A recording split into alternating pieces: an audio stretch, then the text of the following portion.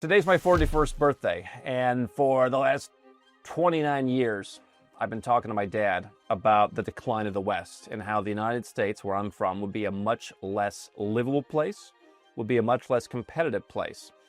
And just came across this article in the Washington Post, which asks, is it America's fate to decline and fall? I, for a long time, have thought that it is. I'm going to share what history says about the U.S. and its inevitable, in my opinion, decline and fall. And I'm going to tell you what I've done to protect myself from that and what I think you can do too.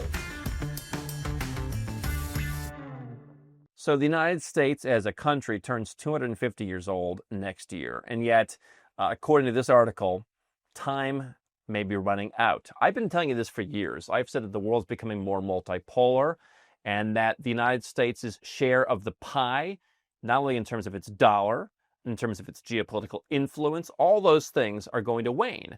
And the impact is going to be like a tiger backed into a corner. It's going to get really nasty because they don't like losing their power. In contrast to some of the countries like citizenship by investment countries in the Caribbean that never had any power. I'm a citizen of St. Lucia.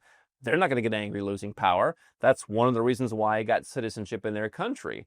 They never had any power really to lose in the first place. And it's very small country, and so they're very connected to their citizens in a way that the United States is not. The United States has become a Goliath that only wants to maintain power for power's sake. And now, in my opinion, the jig is up. I'm not the only one.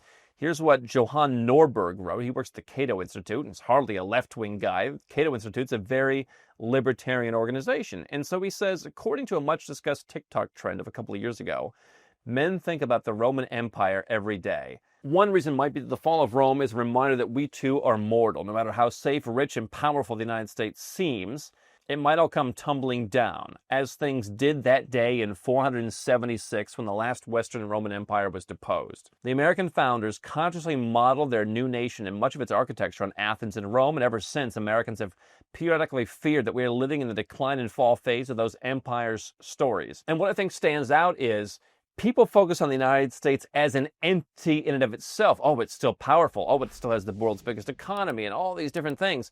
Look at the everyday American. Look at their lifestyle. Look at how the quality of living has gotten worse. And then look at the macro factors, the dollar's use as global reserve currency. That percentage has shrunk substantially since the beginning of the century. Look at its percentage in global trade. Look at all the numbers. They're all moving in the wrong direction for the most part. And that's what you're starting to see trickle down into the lives of everyday Americans. Sure, the country itself is still big and has heft. They can go screw with people and drop bombs on countries and tax their citizens worldwide. But for how much longer? Today, a mix of factors from geopolitical tensions and surging debts to the Trump administration's challenge to free trade and rule of law has brought that fear of being Rome back with force. People are asking whether time is running out for the American experiment and whether Chinese leader Xi Jinping might be right in declaring that the East is rising while the West is declining. Now, here's my take on what I've done to play into that narrative, because I said this year at Nomad Capitalist Live, as emphatically as I've ever said, that I am going in on the global South. I think that's where the future is. I feel more personally free there, substantially more free than I ever felt in the United States. I feel my money is safer there. And I feel that having passports from those countries makes me more able to travel and invest and do all the things that I want to do. And yet, I don't know if this is entirely East versus West.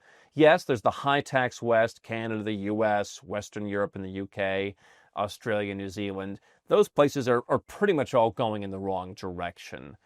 That's the so-called international community you always hear about. And then there's pretty much the rest of the world.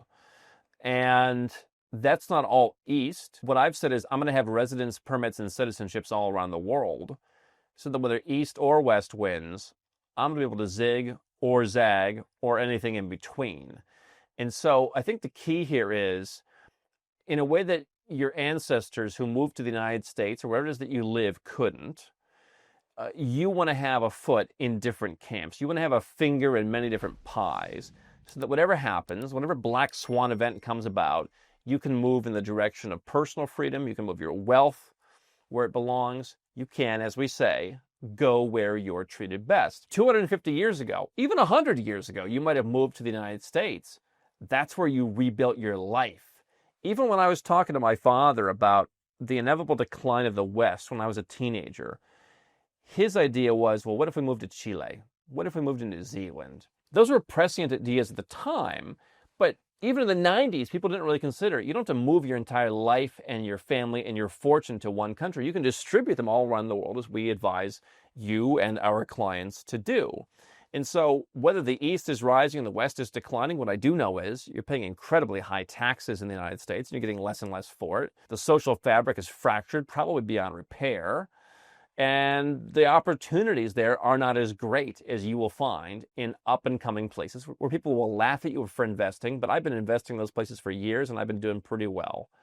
And so it's not about East versus West. It's about, can I have a residence permit in Colombia and the UAE and Mauritius and Malaysia? Can I have citizenships that span the world from St. Lucia to Cambodia? And can I have homes in between where I know no matter what happens, I can go there? Not just a black swan event, but to take advantage of economic opportunities. I recently became a citizen of Cambodia, and I'm going to look at buying some property there, and I'm going to look at becoming a bit more involved. I've been investing there for many, many years, but for me, as someone who's already successful, Cambodia has a hell of a lot more potential if you know what you're doing. Over time, that stock market is going to open up and have more stocks.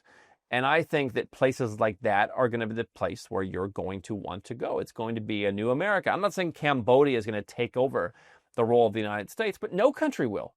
There's going to be no one place that has the impact that the U.S. did, let's say 100 years ago.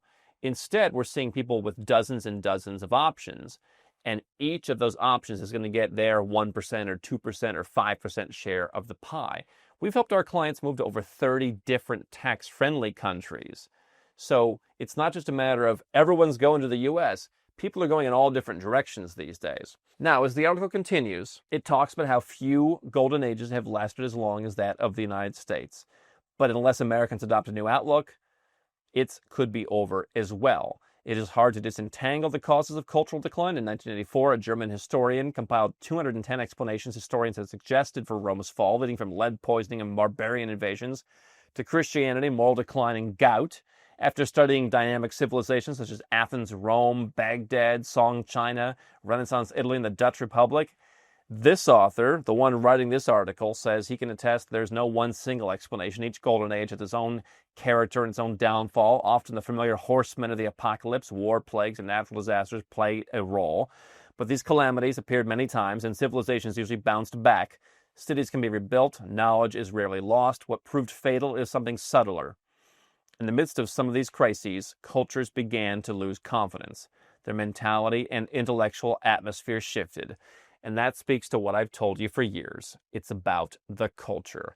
How do people think? Are they optimistic about what's happening? And how do they view wealth and success? We saw recently the founder of Revolut, this huge $75 billion disruptive financial company. He moved from the UK, which has high taxes, to Dubai, which has very low taxes. People in Dubai have confidence. Things are happening. People are excited. And if you come with wealth, you're welcomed. In the UK, if you have wealth, you're a punchline for Rachel Reeves. She wants to take more of your wealth. That's what's happening in the high-tax West. It's not, hey, good job. Thanks for building that. Thanks for creating jobs. It's, you didn't build that. We did that for you, and we're going to take our share. And if you complain, well, we're going to turn society against you because we want more of your money to pay for the debts that we racked up, to pay for our own version of the wars, the plagues, and the natural disasters, which we have mismanaged over the years. And now that there is competition, we don't know how to keep up, and we will put that burden onto you. One ancient Greek historian, the article continues, spoke of two mindsets, that of the Athenians, eager to venture out into the world to acquire something new, and that of the Spartans, intent on staying home to guard what he already had. I talked about this here at Nomad Capitalist Live, about the cultures, from the Gujarati in India to the Omani traders, the Portuguese like them, those that went out and built fortunes around the world. Those cultures, to this day in many cases, are still more open. You can go to Portugal and get a golden visa because they want foreigners to come and invest. They realize on their own, they're going to have a hard time growing their economy. Oman, incredibly open country. We've showed that to you. It's a place that I love. Some of the kindest people because they had to do business all around the world. Armenia, the Lebanese diaspora. I could go on and on. These are people that went out into the world. They acted as the Athenians. Broadly speaking, the article says, the Athenian spirit associated with golden ages when civilizations were open to influences from merchants and migrants, and when they let people experiment with new ideas and innovations, they prospered. This required tolerance of pluralism and surprise, as well as institutions and norms to restrain rulers' arbitrary use of power. Free speech in the West is all but dead. Politicians have taken away a lot of your freedoms and taken away a lot of your power. They're locking people up for all sorts of things. Authoritarianism is more in vogue in the West than people would like to admit. And letting people in, letting trade in, even the right wing in the United States is now against it. They talk about things like revenge taxes and taxing people who aren't Americans for investing in the United States. That is not Athenian, and it's not American, at least up until recently. But now, people, as my father and I would talk about nearly 3 decades ago, when I was just a teenager, would become increasingly desperate in countries like the United States. Their quality of life would erode to levels that it's at today, and probably will get worse 10 years from now. They do not want to be Athenians. They want to be Spartans. They will, when that happens, close their doors to the rest of the world. They'll impose tariffs. They will cause the U.S. population for the first time in recent memory to actually decline for the first time. Indeed, the article says even modern China offers another example of the importance of such a mentality. Its rise was Athenian in character, beginning with Deng Xiaoping's 1978 reform and opening up when the country embraced entrepreneurship and trade. Xi's recent Spartan crackdown on freedoms in private enterprise threatens to undo those gains. That's what we've seen in recent years. The Chinese stock market hasn't done so well. It's picked back up this year again, but productivity has slowed. Debt has soared. Confidence has ebbed. It's hard to see the East rising much further that way, he says. But here's the difference. China is not the entire East. I live in Malaysia, have for about 12 years. People there are incredibly open. Now, geopolitically, they much more one-on-one line with China than with the United States these days. They want you to come and invest your money. They want you to come and get a residence permit through MM2H. They're happy to welcome you with open arms because they don't see you as a threat. And when people come to Nomad Capitalist Live, and people who think, oh, I probably can't survive in a Muslim country because, oh, my son is gay or my partner is trans or because I'm black, they found their stereotypes shattered, and they found themselves welcomed into a culture more so than they would ever perhaps feel in their own country in the West, precisely because of the culture, an Athenian spirit in countries where optimism is in vogue, much more so than in the West. The article says it is difficult to uphold open societies for long. My answer to that is simple. We're not here to change the course of history or change the course of governments. We're here to go where you're treated best, much like the Mongolians on the steppe.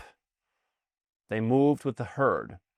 That's why you have different residence permits. That's why you have different citizenships. That's why you have your money in different places. I have stocks in China that did pretty well this year. I'm not all in on China. I'm not living in China. Hey, I opened up a new company. It's in Hong Kong. Why? It's a pretty good geopolitical hedge against the Western world. I think that China's Hong Kong stands up better in keeping my tax rate in that company at zero than, let's say, the UAE, for example, that wants to get along with the high-tax West more than perhaps China does. That hedge can work for me. But you are going to want to be diversified because the society that you're living in right now probably has lost a lot of its openness. You're probably looking for another place to go, or at least a plan B. A lot of our clients come to us saying, hey, if things get worse, I want a place to go. Residence permits, maybe a home, certainly a couple of passports. Things change. Countries change. And yet, for things to stay the same, everything must change. Among that, where you live, where you hold a passport, where you store your money, where you raise your family, or at least where you have the ability to do so. As I enter a new year after my birth, and as the country of my birth approaches its 250th birthday, it's interesting to look back and see just how much things have changed in the decades that I've been alive. Our clients said the same thing. And yet it's proven to me why all the millions of dollars that I've spent and invested obtaining these residence permits and citizenships and going to countries all around the world to open bank accounts and open companies, why it has all been worth it. Because I don't just want to move from one country to the next frontier. I want to be ready that no matter which society is opened or closed, no matter which place is Athenian or Spartan, I will always have a place to go. I don't want to sit around and control politicians. When I was 13 years old, I thought that was the way to go. And now, politicians and politics has everybody at each other's throat in a way that you don't see in the non-democratic societies in places like the Gulf or parts of Asia. People are just thriving there. It's interesting to see that. If your country is no longer Athenian in its culture, it's time for you to go where you're treated best. If nothing else, a plan B. We help our clients get passports in places they don't even have to move to in many cases by investment through their ancestry and through other methods. We help our clients move overseas and lower their taxes. If you live in the UK right now, I would certainly suggest that you consider that before they impose some kind of exit tax and take a big pound of flesh from you on your way out. But no matter where you live in the West, understand your society is increasingly less Athenian and more Spartan, more inward-looking, less outward-looking, less optimistic. That's going to impact everything that you do, and more than just your own optimism. When things get bad, governments will get desperate. They do not want to lose their power. They do not want to give up their grip or their role in the world, and they are going to make it more and more difficult for you to live there. They're going to take more and more of your money. They're going to impose more and more rules and be more and more authoritarian. As Doug Casey once said, better to watch that on your flat screen TV from somewhere far away than be sitting in the soup.